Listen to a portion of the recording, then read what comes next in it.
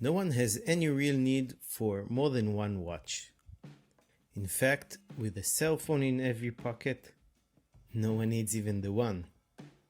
But watch collectors are far from rational. Why do we devote great amounts of time and money on the hunt for finicky, costly, and imperfect little machines?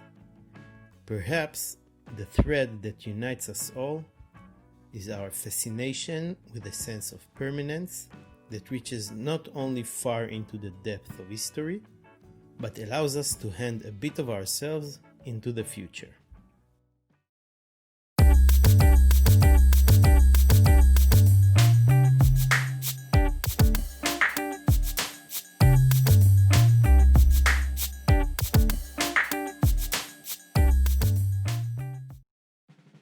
Have you ever wondered what makes a watch tick?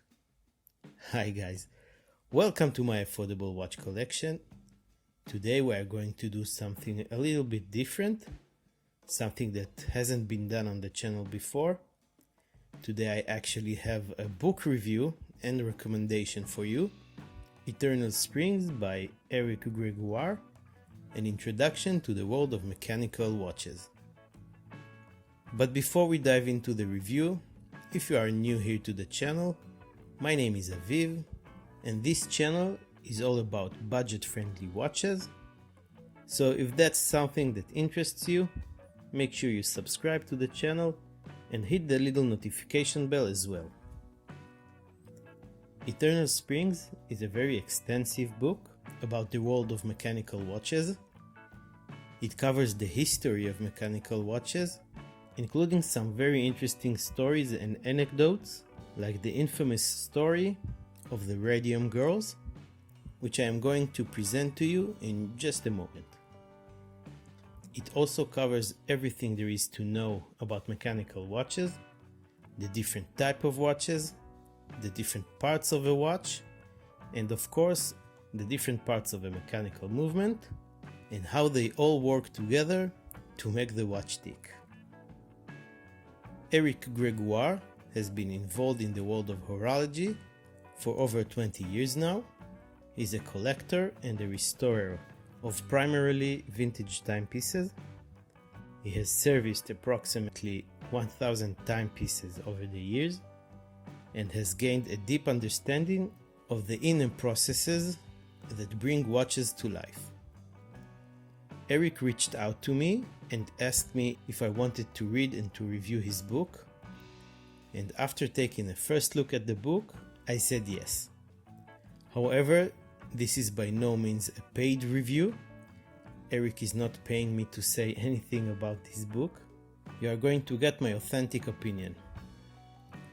All the screenshots of the book and all the parts I am going to read are with Eric Gregoire's permission.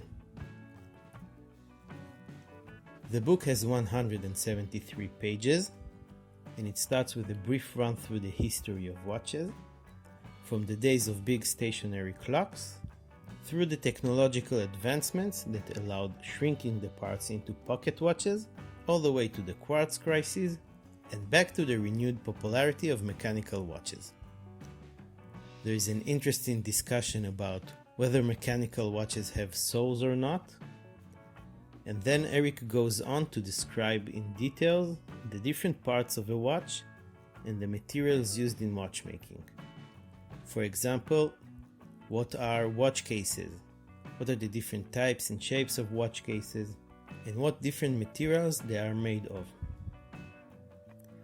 After that, we are introduced to all the different complications a watch can have, like chronographs and moon phases. And after that, we explore the different types of watches, dress watches, divers, and so on. All along the book, there are side note sections called quick timeouts. They provide the reader with additional information and anecdotes on the discussed subjects. These really add to the experience and enrich the knowledge. For example, there is one quick timeout that explains why it is always 10 after 10 in promotional watch photos. I want to share with you now one of the stories you can find in the book, the story of the Radium Girls. This story represents one of the saddest chapters in the history of horology. In addition to the various and spurious consumer applications found for radium, the most popular would be its use in luminous paint, and this would prove to be one of its few practical applications. Beginning in the 1910s and early 1920s, women were recruited in large numbers, primarily from the decorative ceramics industry, to apply radium-based paint on watch and clock dials and aviation instruments. These women, who would come to be known as the Radium Girls, were employed by corporations such as the Radium Dial Company and the United States Radium Corporation, which marketed its luminous paint under the brand name Undark.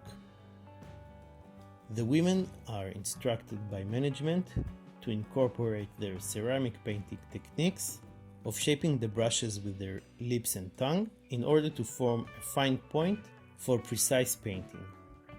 This practice was encouraged not only because of the improved results that could be achieved, but it also wasted less of the costly paint as compared to shaping the brushes with a rag. Despite the fact that managers and scientists took precautions such as wearing gloves and using shielding while working with the radioactive material, the dial painters were routinely assured that the luminous paint was harmless. Since radium is biologically treated as calcium by the body, the element is deposited in bones throughout the skeletal system. Within a few years of employment, a number of the women began to suffer from serious medical conditions, chiefly bone cancer and tumors. Two groups of dial painters from New Jersey and Illinois would eventually sue their employers for unsafe work conditions. As the cases dragged on, some of the companies engaged smear campaigns against the women, alleging that their health problems were the results of syphilis rather than the dial paint, in order to discredit them. Despite these efforts, there were groups that prevailed in their litigation efforts.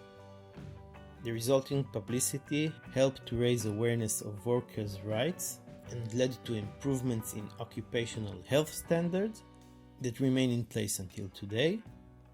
Unfortunately, many of the Radium Girls would die before the completion of the proceedings. Although radium would continue to be used on watch dials and hands until the 1960s, strict health and safety procedures had been implemented for those working with radioactive material by that time. Radium would eventually be phased out in favor of less dangerous tritium-based luminescence. Sad story indeed, and surely a pivotal moment in the history of timekeeping. Anyway, this was an example for the writing style in which the book is written, and the bits of information it has that could potentially enrich your horological knowledge. The book is written in a casual yet professional tone, which made me connect with it easier, and it was edited in a way that keeps a certain flow and gradual advancement. No information is being dropped without the proper foundations and terminology laid before. I really enjoyed reading this book. I feel it has taught me a lot. I feel the information in the book, both historic and technical information, is credible.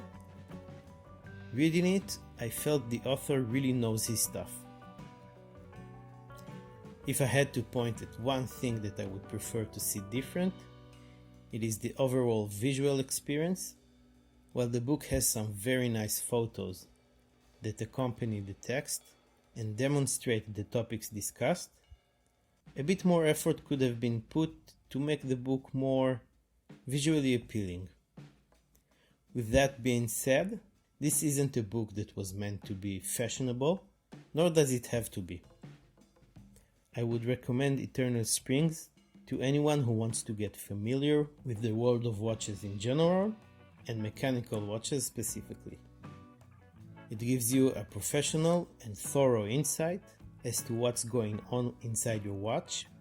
There is a lot to be learned, and to me, understanding the way my watches work is a big part of the experience of owning them, because let's face it, we can't tell the time with our phones. We wear our watches for the experience. So if you are interested in picking this book up, it is available in ebook format on Amazon. I will leave a link in the description of this video for you to check it out. If you like this video, please give it a thumbs up and subscribe to my channel. This is the easiest way for you to show your support for the channel and help it keep going and growing. You can also follow me on Instagram, where you can get to know me and my collection a little bit better, get all the news about the channel, and connect with me on a more personal level. I want to thank Mr. Eric Gregoire for reaching out to me, and to thank you guys very much for watching. And I will see you next time.